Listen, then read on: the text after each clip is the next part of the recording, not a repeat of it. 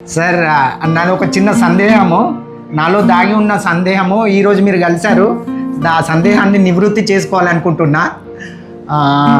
ఏంటంటే జననం గొప్పదా మరణం గొప్పదా? అది మీరైతేనే చెప్పగలుగుతారు సార్. నేనేమంటానంటే సార్, మరణించిన తర్వాత జననం లేదా మరణించిన తర్వాత జీవించడం ఇంకా గొప్పది అంటాను నేను. సో జననం గొప్పది, మరణం ఇంకా గొప్పది, మరణించిన తర్వాత జీవించడం ఇంకా గొప్పది. ఓకే, అయితే ఎలా పుట్టామో కాదు తెలియాల్సింది, ఎందుకు పుట్టామో తెలియాలి, ఎందుకు చచ్చామో కాదు ఎలా చచ్చామో తెలియాలి.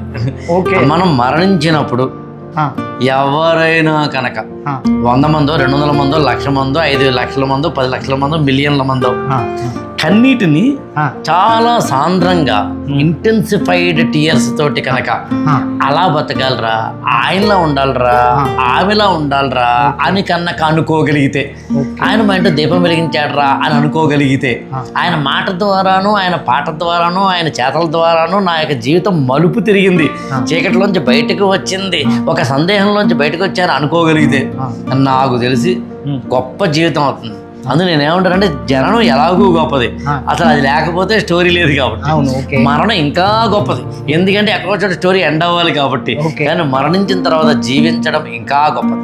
ఓకే ఓకే, జీవిస్తారా సార్? అంటే అలా మనకేమైనా ఎవిడెన్సెస్ ఉన్నాయి? ఈ లైట్ కనిపెట్టిన ఆయన ఇవాళకి జీవిస్తున్నాడు, ఆ కెమెరా కనిపెట్టిన ఆయన ఇవాళకి జీవిస్తున్నాడు, ఈ కళ్ళజోడు కనిపెట్టిన ఆయన ఇవాళకి జీవిస్తున్నాడు, మనకి ఈ బట్టలు ఎవరైతే నేసారో ఆయన ఇవాళకి జీవిస్తున్నాడు.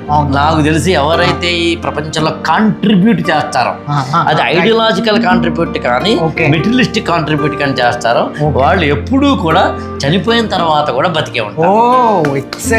ఇవాళ మనం ఎప్పుడో ఎవరో కనిపెట్టిన వాటిని ఇవాళ మనం వాడుతున్నాం.